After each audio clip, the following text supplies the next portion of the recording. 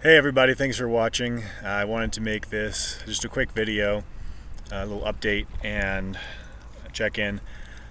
The next couple videos coming out, next set of videos, is from our second Art of War podcast. And that one focuses a little bit more on the psychological aspects of the art of war. And that's more about, okay, how could you be attacked psychologically, or how could you attack and take advantage of someone else psychologically?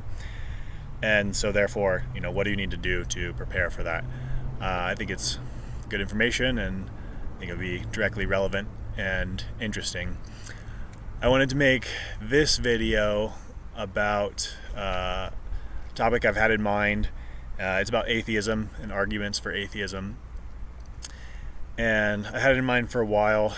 I think it'll fit here. But then on top of that, sort of on the subject of battle, but not too dramatic as far as things go, maybe.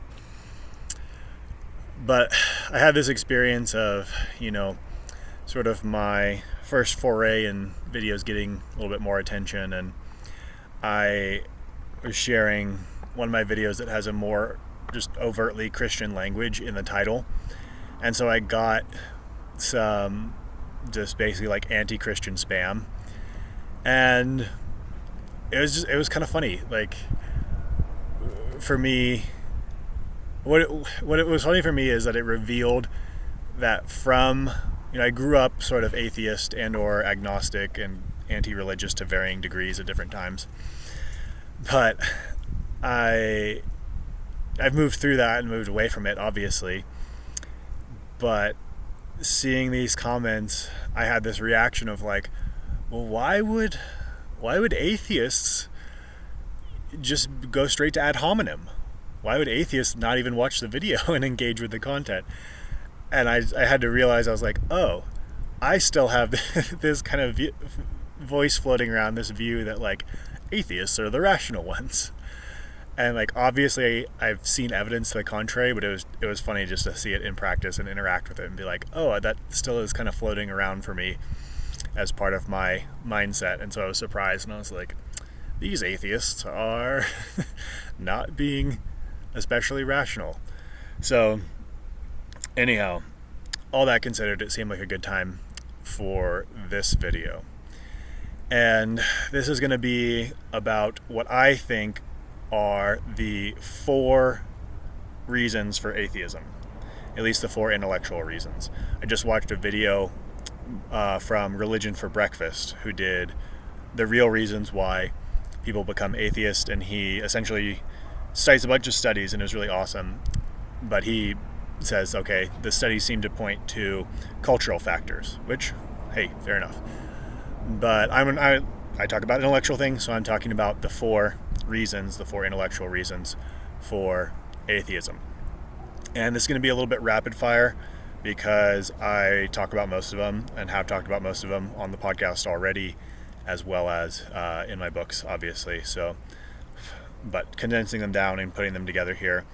Reason number 1 is what I think is the foundation of all nihilism, the core of all nihilism. I call it the nihilist mantra. I've got a video called The Mantra of Nihilism, and I talk about it a little bit in some of our upcoming podcasts as well. So reason number 1 is the belief, the reason, let's say, my consciousness is insignificant. Well, that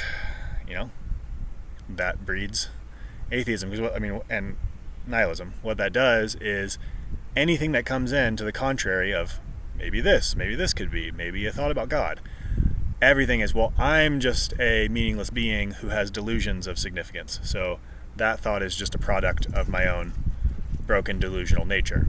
So it just keeps everything out, a big shield of my consciousness is insignificant. You have no power here. So the quick intellectual refutation to that is, you only believe that because you took the contents of your consciousness seriously. You reasoned yourself into that view, because that's not a natural view. Obviously, it itself claims that our natural view is the reverse. So anyhow, you continue to hold it because you believe that holding to your rationally derived conscious convictions is a good, significant thing to do. So that's number one, and I've talked about it many times and will continue to do so. Number two is if I were God, I wouldn't make this world. And this is what I think underlies all the evil of the world, evil God arguments. And I really don't want to be too flippant on this one because this is the hardest issue in practicality to deal with. Even if intellectually we can answer it, it's genuinely difficult. So I don't want to be dismissive. But nevertheless, I do think that's what the arguments boil down to. If I were God, I wouldn't make this world. I don't think this world looks like a world made by a God. It is an opinion of a limited creature about what they think creation of the infinite should look like. So, this also connects to the long touted refutation of benevolence, right? God cannot be omnipotent, omniscient, and omnibenevolent all at once. That's a contradiction. Well, it's not actually a disproof of omnibenevolence as it's very often touted. It's not a disproof of any of them. It's simply a doubt of omnipotence. If God is literally omnipotent, infinitely powerful, then he can literally do anything. Doesn't matter that you can't imagine how. If infinite goodness exists, it absolutely can overcome any amount of finite evil. Full stop, 100% all the time. Infinite conquers finite. That's just how it works. Now again, that doesn't mean we understand how. That doesn't mean it's not difficult. That doesn't mean the world doesn't look horrifying and that God can seem cruel and distant, because obviously he can. But nevertheless, as an intellectual argument, supposing to uproot the rational foundations of the belief in omnibenevolence of God, it doesn't work. It's not what it claims to be. What it is just a restatement of, if I were God, I wouldn't make this world. Would you make this world if you were God? Well, of course not. So therefore, there must not be a God. So, number three. That's four. Three.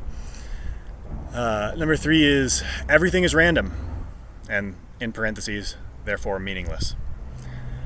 So this really goes hand in hand with one. It comes from the same space of the background mythos of, well, we're just this haphazard being created for no reason. Life started randomly, continued randomly became seemingly not random for some indeterminate period of time, but will definitely return to randomness. And I made comments on this. I made a direct video of it called Faith in Fundamental Randomness. So that's there. But again, just to reiterate quickly, how would you know that things are fundamentally random? How would you know that life started randomly? I mean, really, if you were going to state this in the strongest and most honest way possible, it would be, I am generally more swayed towards the hypothesis that it seems plausible that life could have started randomly. And therefore, if that is true, then it seems that life would be meaningless. But that's not the same thing as saying life is random and therefore meaningless, right? It's a very tepid appraisal of a possibility, right? And then there's still the problems of how would you identify randomness? How would you know fundamental randomness? You would have to know everything. You would have to know for certain that the foundation of life is fundamentally random. And then in order to know that, you would have to know that there's no superior intelligence to your own that could see the pattern in what you looked at as chaos. So you have to be all-knowing in order to actually declare that as the reality of life. So, yeah. So that's 1, 2, 3, and 4. My consciousness is insignificant. If I were God, I wouldn't make this world, and everything is random and therefore meaningless. Number 4, when all else fails, and often just leading off to begin with, many Christians aren't good people. And many people would say all Christians aren't good people. But again, we're dealing with actually assessing intellectual things here. So many Christians aren't good people. Yes. But this brings us all around. These 4 arguments, I believe, are the basis for all atheist points of view, all atheist justifications. None of them actually assesses pondering the possibility of infinite existence, or toppling the possibility of infinite existence or infinite good existence. So it doesn't get you there. And that just brings me to an interesting note. I read The Divinity of Doubt by Vincent Bugliosi many years ago. And he comes to the conclusion of agnosticism. His premise is, I'm a lawyer, I'm going to evaluate the arguments from each side and weigh them and assess them and rank them. And he comes to the conclusion, a little bit of this, a little bit of that. Agnostic, we don't know. Divinity of Doubt, hey. I structured my first book partially as a response to that book. But what was really interesting is partway through his assessments for arguments on the religious side, he looked at the argument, the first cause argument. And he was like, yeah, that makes sense. And there's really no refutation for that. And then he just moved on. It's like, well, if it is a good argument and there's no refutation for it, isn't that like kind of significant and put weight on one side? I understand a lot of people aren't moved by the first cause argument. It doesn't click with everybody, and it is kind of somewhat purely intellectual, so it can't really be expected to. But if we're neutrally evaluating intellectual arguments and you come across one that doesn't have a rejoinder and it's as foundational as the first cause argument, like, I feel like that's a big, he acknowledges that a point on their side, but he doesn't acknowledge it as like a defeating blow, which I kind of think it is. So anyhow, that's just a side note, but it's relevant because, these 4 things are like, here are complaints that I have. I dislike this about life. And I'm not trying to be too flippant. Sorry about that.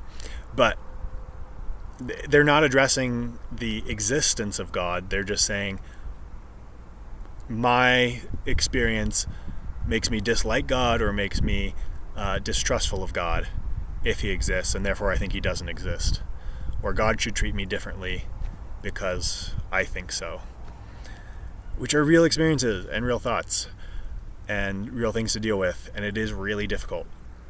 But at the same time, I think we have to be honest and say none of those actually address whether God actually exists or not. So if you are interested in those things, check out our previous videos, upcoming videos, stay tuned. Maybe check out my book, Purpose and Form. And please leave a like, interact on the videos, leave a comment, and share them with someone you know who will enjoy them. Other than that, God bless and have a great day.